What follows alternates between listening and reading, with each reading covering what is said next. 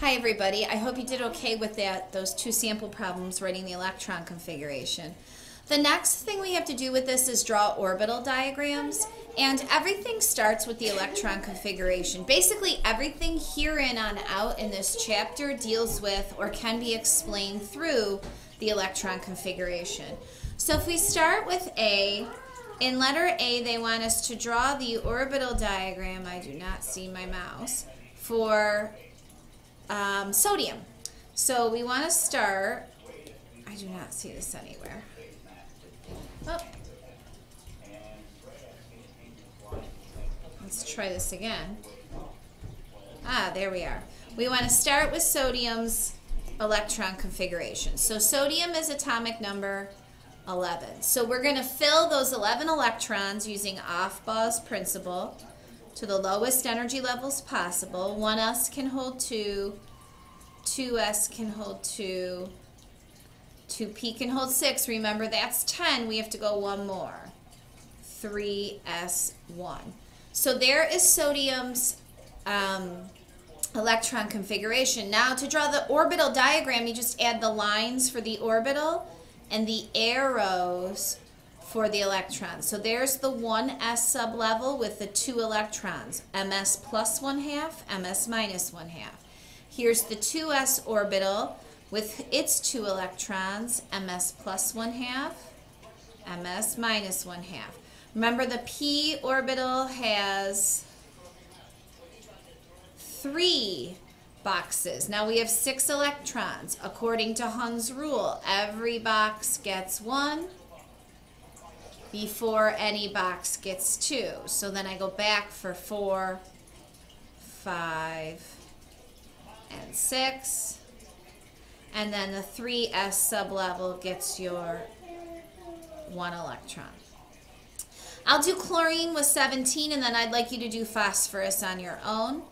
Chlorine is atomic number 17, so again, we're 1s2, 2s2, 2p6, remember there's our 10, 3s2, there's 12, so I have 5 more, 3p5. So 1s, we draw our line, put our 2 electrons in it. 2s, you draw your line, put your 2 electrons in it. 2p, remember you draw 3 lines for p.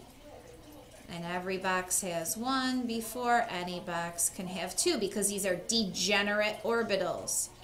These 3 lines represent degenerate orbitals. They are orbitals in the same sublevel. They have the same amount of energy. 3s, these 2 electrons would also be said to be degenerate. And then 3p. Now these electrons are degenerate with each other, these 5. However, they're higher in energy than 3s. All right, that's 4, so there's our 5th electron. Okay, so you go ahead right here and you do phosphorus for me, and we'll move ahead. There are a couple things. We already talked about valence electrons, so we'll skip over that. There's a couple terms that are mentioned that you have to be aware of, and I'd like you to add them if you don't have them anywhere in your notes. They're dimagnetic and paramagnetic. Dimagnetic means you have only paired electrons. All of your electrons in your orbital diagrams are paired. They all look like this, 1 up, 1 down. And if you are dimagnetic, you have 2 electrons in every box and all your electrons are paired, then you are not magnetic. You are not affected by a magnetic field or an electric field. However, if you are paramagnetic, which means you have unpaired electrons, which means your orbital boxes only have 1 electron in them, then you are magnetic and you will be affected by an electric field. So if we go back to those 2 orbital diagrams that we just drew, notice sodium has an unpaired electron here. That means sodium is paramagnetic.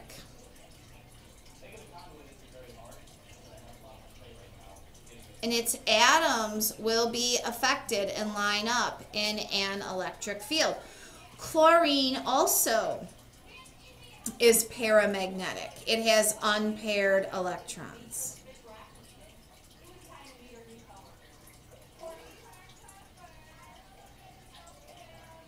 and it will be affected by an electric field. Okay? So you do phosphorus and then tell me if phosphorus is diamagnetic or paramagnetic. Okay? So that is section 711. And the next two sections, 12 and 13, I think they are mostly word for word theory right out of your textbook. So I have some of the notes filled in. Oops, sorry. Try here. So hard to concentrate.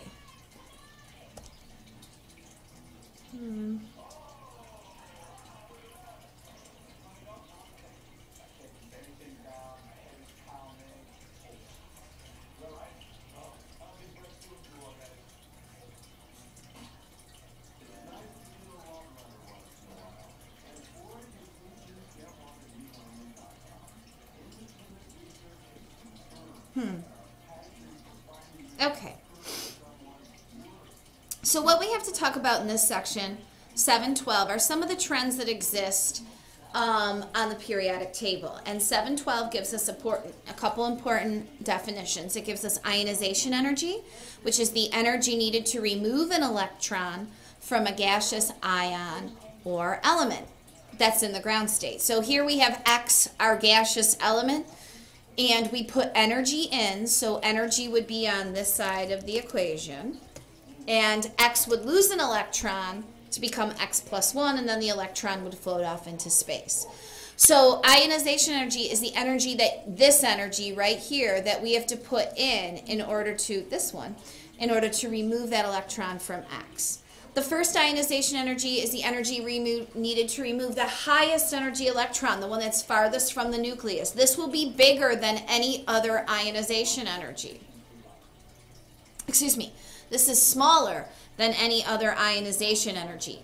As the electron removes an electron, as the atom removes an electron, as the electron is lost and you become more positive, then you are harder to remove electrons from. So here's why. Number one, the charge. An increase in positive charge holds on to the electrons more firmly. Therefore, it will require more energy to remove electrons from something that's positive rather than from something that's neutral of the same element or atom.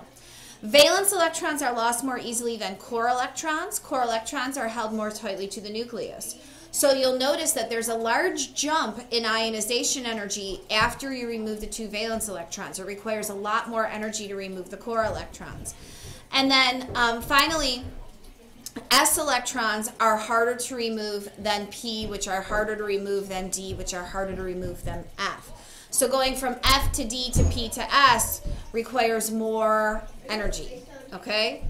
So you'll have to explain the trends in ionization energy based on electrons that are being removed. You notice that as you go across a period, first ionization energy goes up, and as you go down a group, first ionization energy goes down. There are some exceptions to that, and we need to talk about the exceptions. So let's, if you don't have this in your notes somewhere, because I don't have the notes home with me, you're going to want to draw this, because this is huge. I think it's one of the test questions you have to explain. One example is B and BE, and another example is O and N.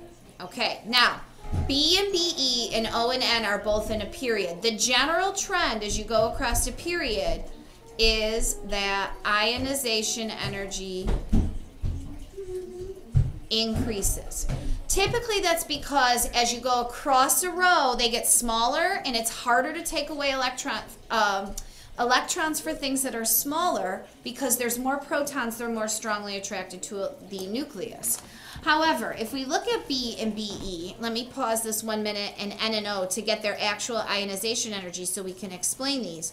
They are exceptions to the trend. In other words, they don't follow this general trend, and it is expected that you can explain why. Okay, so on the periodic table, it goes, these are both in row 2. It goes BE, that's atomic number 4, and then boron, that's atomic number 5, and then nitrogen's atomic number 7, and oxygen's atomic number 8. Now everybody's in row 2. Now generally, remember what we said, as we go across, ionization energy should increase. However, notice what's happening. Be's is 899 and boron's is 800. So they are exceptions to the trend. Children.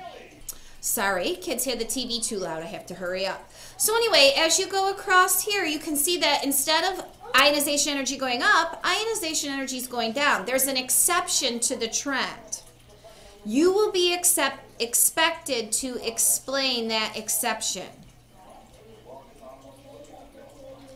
So the question becomes, why does it take less energy to remove boron's electron when it indeed has more protons and it should take more energy?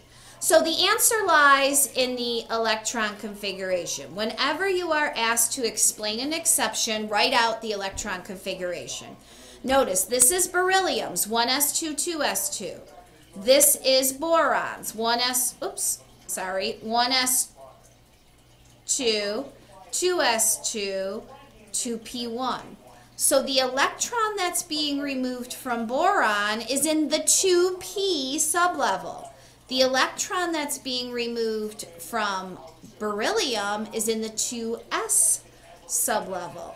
2p is farther from the nucleus and less strongly attracted.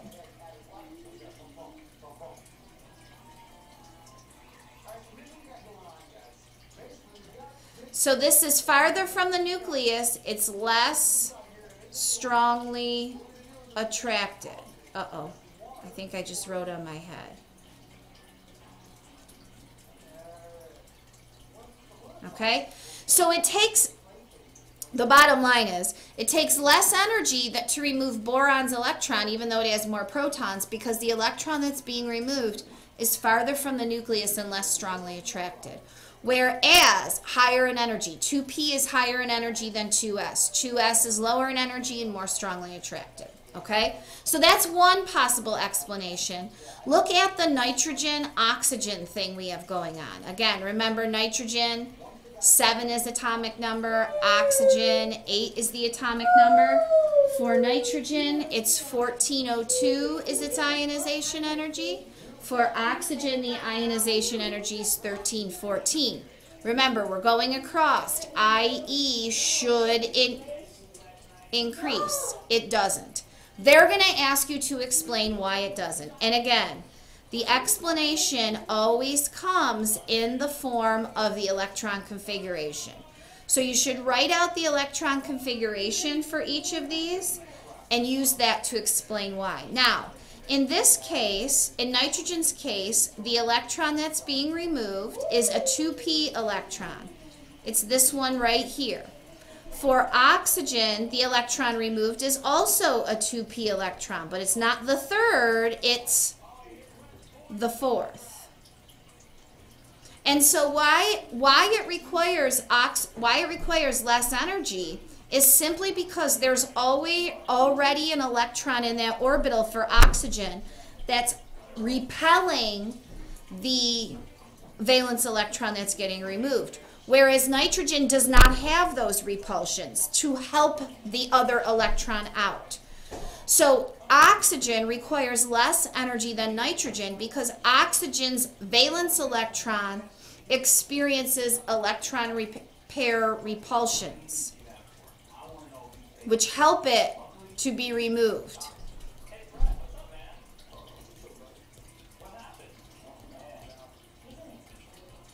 However, nitrogen's valence electron there has no repulsions. It's not being repelled, therefore it requires more energy.